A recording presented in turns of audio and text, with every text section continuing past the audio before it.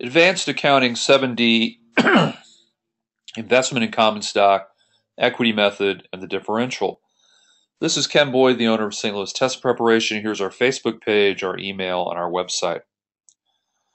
I'd like to go back to a blog post that I did back in mid-February. And the premise here is that companies invest in other companies all the time. And in advanced accounting, students need to learn how to account for the buyer's investment in a company that they purchased. And this has to do with consolidating the financials. And the question is how that purchase by the parent is presented when we combine the financials for consolidated purposes.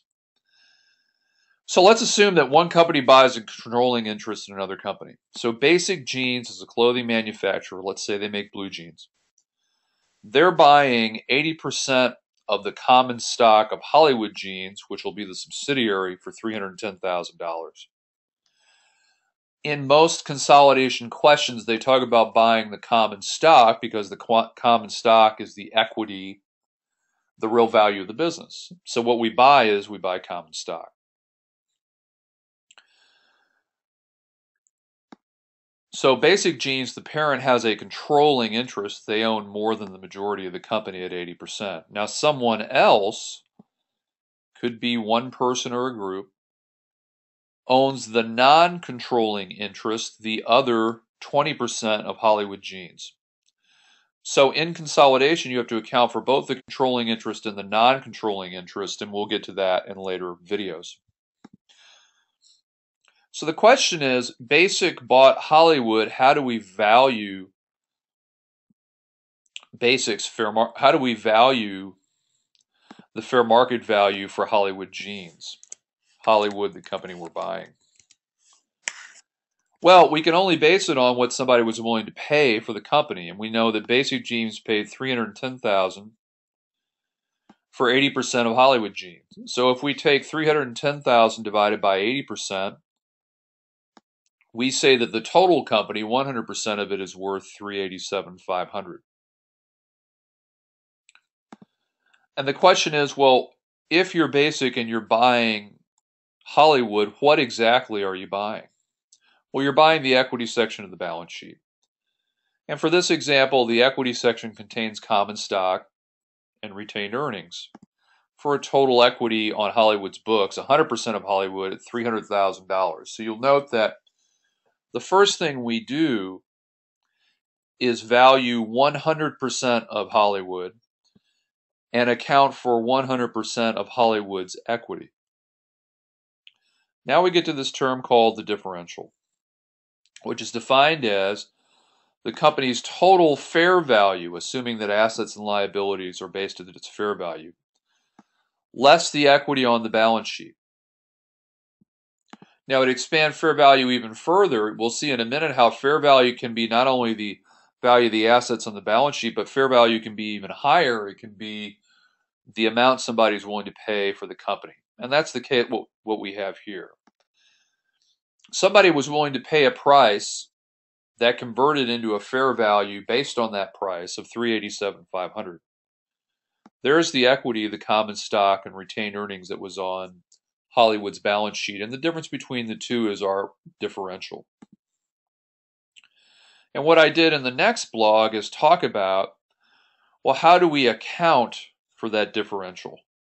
And we're going to find out here that we account for it in two pieces.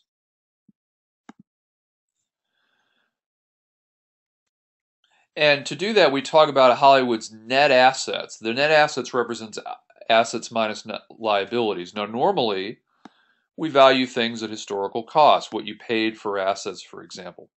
However, the fair value of the assets and liabilities may be different, and I provide just a few examples here. Let's say Hollywood has computer software on their books that has a book value, cost less depreciation, of $3,000. But because of technology improvements, the fair value of those assets is only $1,000. So this is a case where the fair value of an asset is worth less than the book value, what we have it on the books. Let's say also that the company has land with a cost of $5,000, but the fair market value of that land is higher at $7,000. The lands become more valuable because a highway exit ramp was built near the land, so more people are interested in owning the land, building on it, and it has a higher value. So the point here is that assets can have fair market values that are lower than book value or higher than book value. Now, assets minus liabilities is also another way of saying equity.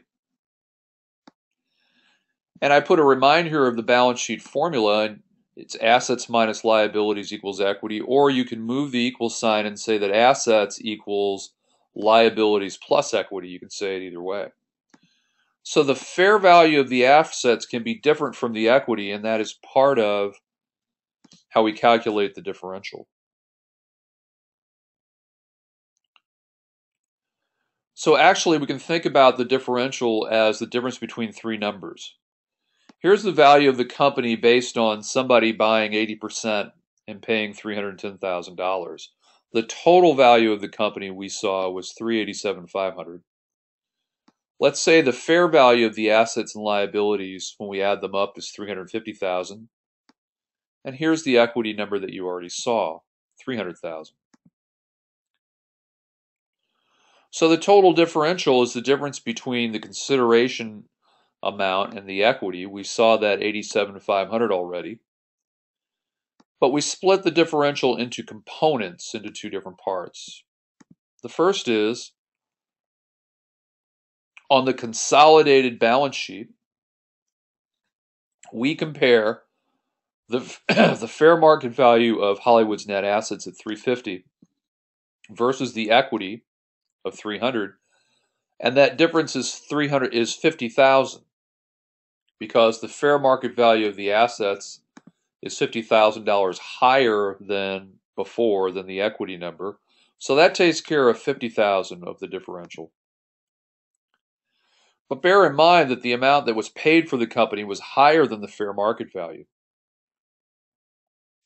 So the difference between that fair market value of the assets and what somebody was willing to pay is goodwill. So in this case, Basic, the buyer, was willing to wanted to buy Hollywood so badly, it was willing to pay more than the fair value. So the $387,500 was even more than the $350,000 fair value of the assets. The difference between those two is posted to goodwill. So if you slide back up to those three numbers, this $50,000 difference is accounted for by the assets and liabilities being marked up to their fair market value. The difference between the consideration and the fair value, that $37,500, is posted to goodwill. So now we've completely accounted for the differential. So what we saw in this video was, if I slide up to the top, most of the way to the top, we can have something called a differential. We can have the fair market value of assets that are either lower or higher than the fair market value of the assets, either lower or higher than book value. Lower here, higher here. So part of the differential is marking up the assets on the consolidated balance sheet to their fair values, and the remaining difference between the value of the company based on what was paid and the $350,000 fair value, that difference, which is $37,500, is posted to goodwill because somebody was willing to pay more than the fair market value of the assets. The example that I often use is, let's say that Coca-Cola buys Pepsi. Pepsi has a brand name that's known all over the world, one of the 4 or 5 most recognized brand names.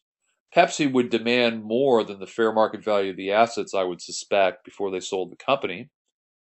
So if Coca-Cola paid more than the fair market value of Pepsi's assets, they would be posting goodwill to their books, and goodwill gets amortized, recognized in expense over time.